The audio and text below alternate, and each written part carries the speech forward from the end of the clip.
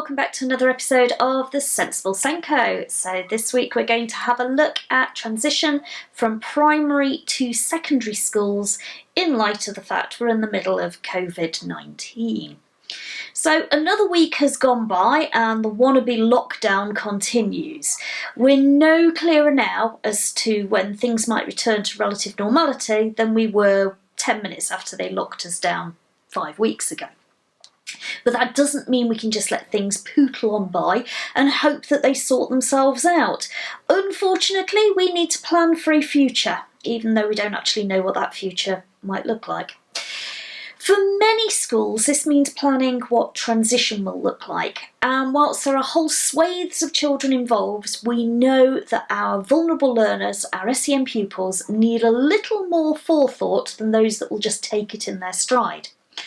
I'm going to admit I have 2 older children who transitioned to secondary school a couple of years ago, and I wasn't worried. They'd be visiting with their primary schools since they were in year 3, so they kind of knew what to expect. And to be fair, I worked there, so they were coming to join my school. They used to come to see me every night. My 3rd son is due to transition next academic year, and I have less of a personal knowledge of what will happen. I don't teach in either of his schools. Hell, I haven't even decided which school I'm sending him to. But he is such a laid-back character, apart from the possibility of him walking to the wrong school one day, he'll just take it in his stride, literally. I recognise that there are many transitional points in a child's life and that for some children the movement from one year group to the next, even within a school, or even from home to the actual school or classroom, can be a challenge. But for the purposes of keeping my life simple, come on, I'm working from home too and homeschooling and producing videos, give me a break. Keep my life simple too though, I'm going to focus on the big transition from Key Stage 2 to Key Stage 3, or primary to secondary school. As professionals, I'm pretty sure that you can manage to magpie the ideas and adapt them to suit your own needs. That's the definition of a teacher, isn't it? Anyway, I've got a few ideas. So, first, you could stick with the traditional idea of a booklet that children complete. Your booklet might need a few extra pages this year, as children won't be able to wander around your site to hunt for the answers. Traditionally, these guides serve as an introduction to the secondary school, giving ideas of what to bring with them, how rewards and consequences work, how to read a timetable, and possibly even an introduction to their head of year, if not their form tutor. Where we would normally gather the children on a common transition day or induction day and support them in completing this, it may need a little more guidance than usual. So I think this is a great opportunity for the primary and secondary SENCOs to work together, and other staff within both those schools. The secondary school traditionally supplies the booklet, but the primary school knows which of the children will need the extra assistance in understanding how to perhaps follow a timetable. Instead of the primary setting normal maths lessons for those students, how about having a week of teaching timetables in order to understand this skill? As SENCOs, we also have some students we know won't access that timetable or activity at all. So liaising with the secondary SENCO on developing a visual timetable and agreeing the symbols that the child is already familiar with or that they will use on transfer could be a deal breaker. Secondary schools often have lunchtime choices, and whilst many have moved to a moneyless system, children still need to be able to budget what they are spending. Activities which involve budgeting their week's lunch and snack money could be easily provided by Year 6 teachers in place of SATs revision. That's no longer required. We're not required to do SATs. Let's do something that's useful. The real advantage of doing this is that it isn't onerous on the primary school to deliver, and regardless of which secondary school the children are transferring to, the activities don't actually have to refer directly to that transferring school. They're just there to teach them how to apply them when they do arrive. Along with school timetables, many children find themselves on public transport for the first time, and whilst we'd love to initiate travel training at this point in time, it might not be an option. Perhaps the secondary school can provide a photo of the nearest bus stops, and I'm sure a Google search would pull up the buses of the right colour and number. If all else fails, email the bus companies, and I'm sure they'd be delighted to help out with this kind of request. It's unlikely that the children will need to read a bus timetable. Most of them will adopt a routine that enables them to catch the 7:47 number 3A green bus from the end of the road, which means leaving the house at 7:35 a.m.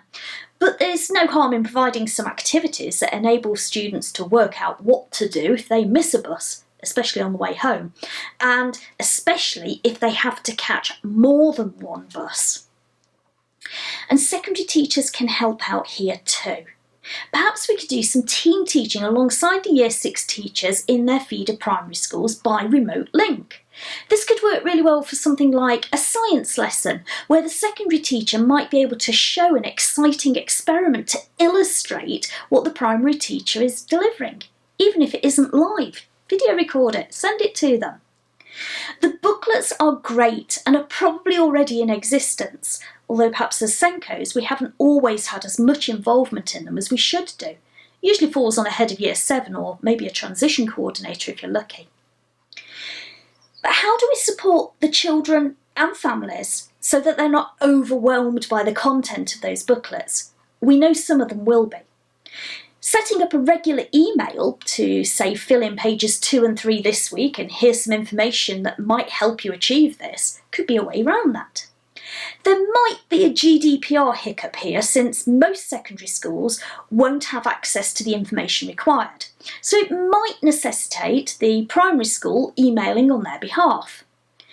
As secondary schools, we need to be aware that the primary school might be dealing with 6 or 7 secondary schools contacting them for different requests. My recommendation to the secondary schools: try and get everything on one email for them. Be reasonable, so they've only got one email each week from you.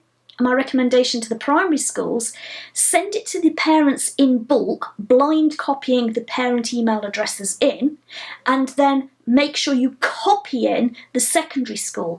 That way, when the parents want to contact somebody, they have that point of contact and they are consenting by replying to share their email details.